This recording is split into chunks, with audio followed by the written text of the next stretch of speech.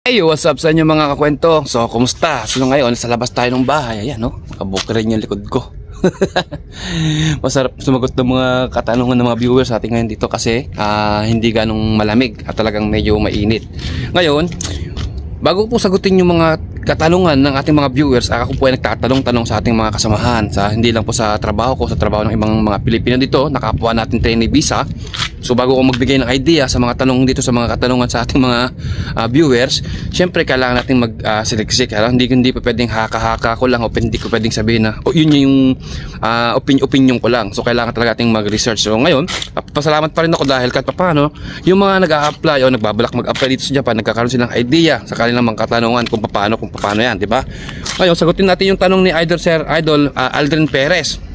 Kung yung bang mga scaffolding dito sa Japan ay nakapix na yung sahod, yung mga nagtatrabaho dito sa Japan ay nakapix na yung sahod.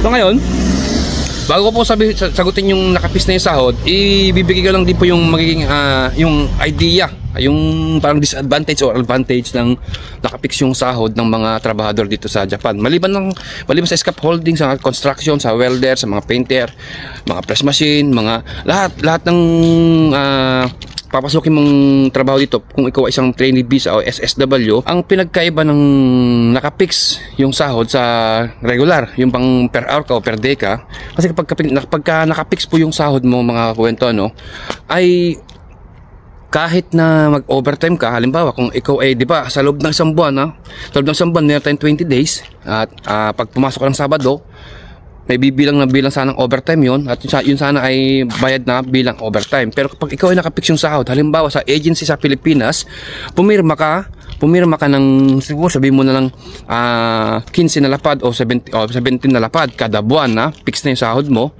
Kahit na ilang araw ipasok mo sa trabaho sa company nyo, kahit na pumasok ka ng 26 days o mag-overtime ka ng 3 oras araw-araw, pumasok ng linggo, kahit na holiday pumapasok ka, pagka nakapix na po yung pinirmahan yung kontrata dyan sa atin sa agency sa Pilipinas na kayo ay magtatrabaho dito ng ganun, pag nakapix na po yung sahod nyo ng ganun, wala na kayo magagawa.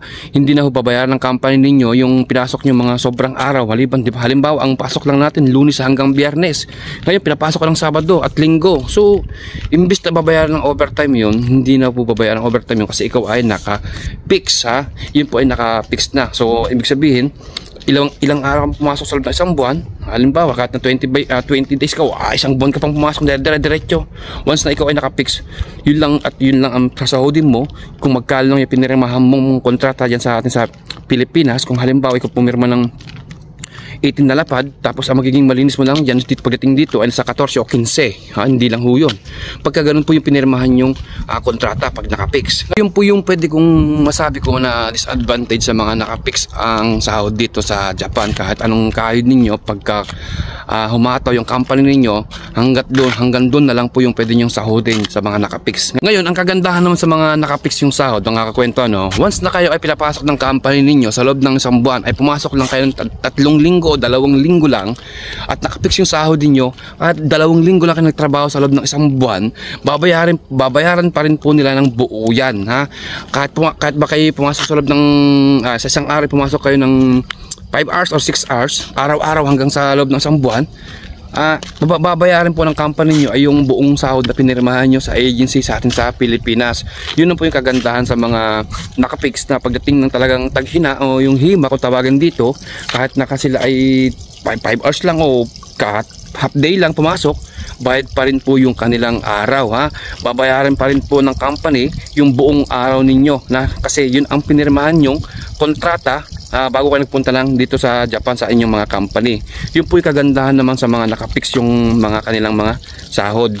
Para sa iyo po Sir Aldrin Perez, ang magiging sagot sa iyong katanungan ay nakadepende sa company mo. Kung yung company mo ay talagang fix lang po yung sa fixed salary lang po yung per month yun dito, so yun po yung talagang pwedeng masunod.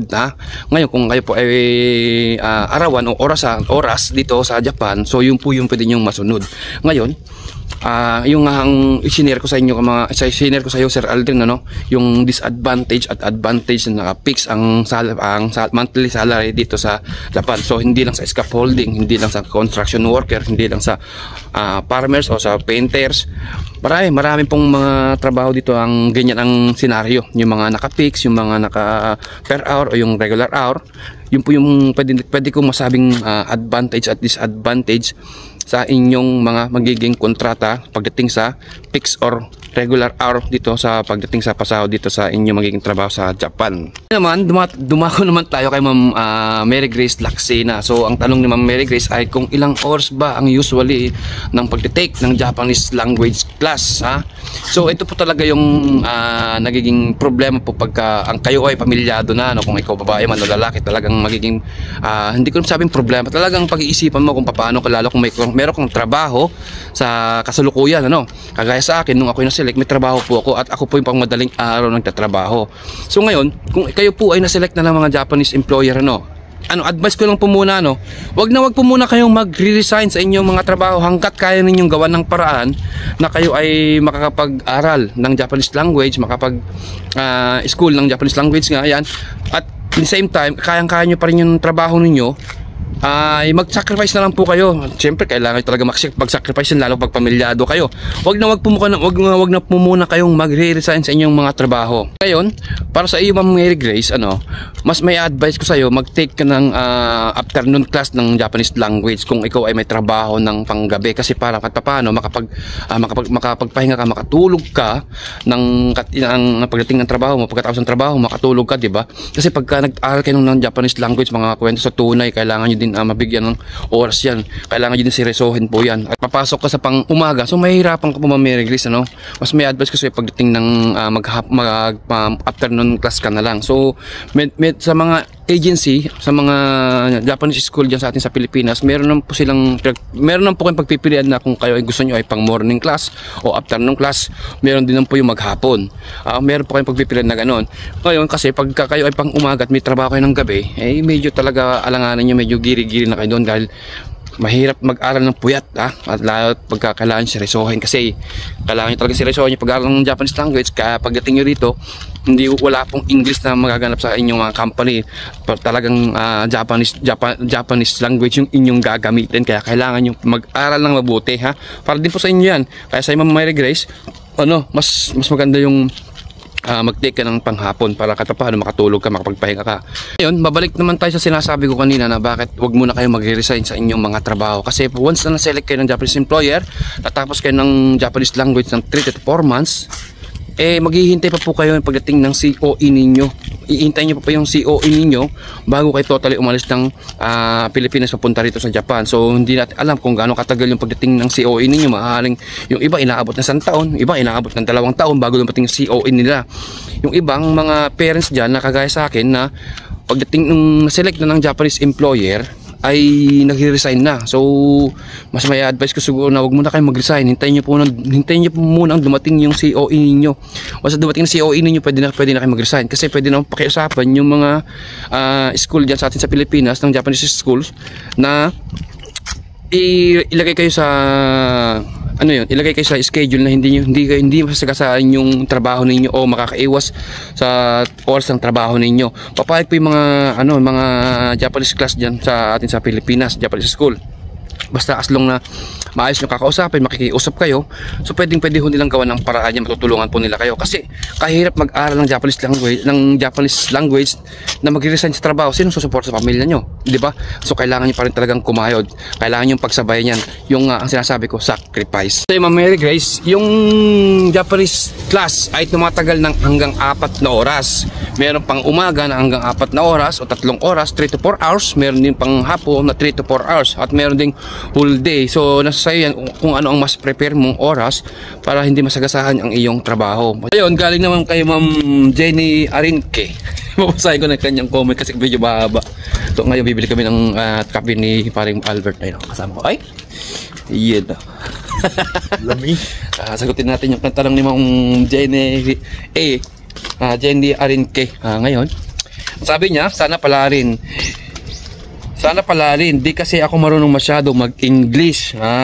Pero nakakaintindi naman nakakaintindi naman. Pero pag ako ang nagbigkas, di na kaya. Pero may translator pa rin ba na nakakarating dyan? Pag nakarating dyan sa Japan.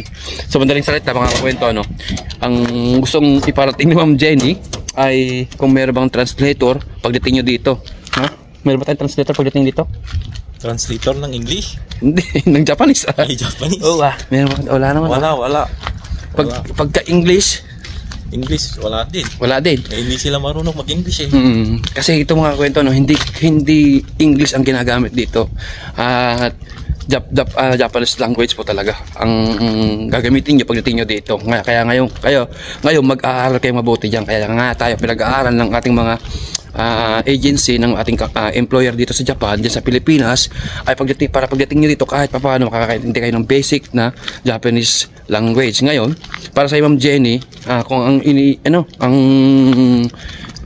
iniisip mo kung pagdating mo dito ay mayroon kang translator na kasama, ay wala po, talagang kayo lang po ang sarili nyo ng aasahan nyo pagdating nyo dito. Kaya galingan nyo sa pag-aaral ng Japanese language.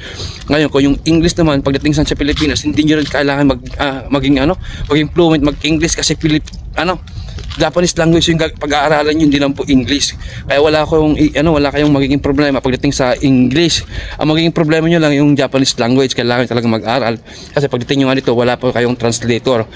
Lalo kapag kayo napunta sa isang company o isang department na puro Japanese yung makakasama ninyo. So yung mga Japanese mga kwento hindi po nag-i-English yung bihira ko din yung nakaka-encounter na marunong mag-English sa Japanese. Ngayon sa lalo katrabaho mo, pagka Japanese yung mga katrabaho mo, Japanese language yung gagamitin ninyo at hindi English. Kahit din dyan sa Pilipinas hindi po English ang pag-aaralan nyo, bagkus Japanese language. Kaya sa Ma'am Jenny, so huwag kang kabahan dahil Japanese language ang pag-aaralan, hindi English. Kulang ng go. So paano? Hanggang sa uli. Salamat.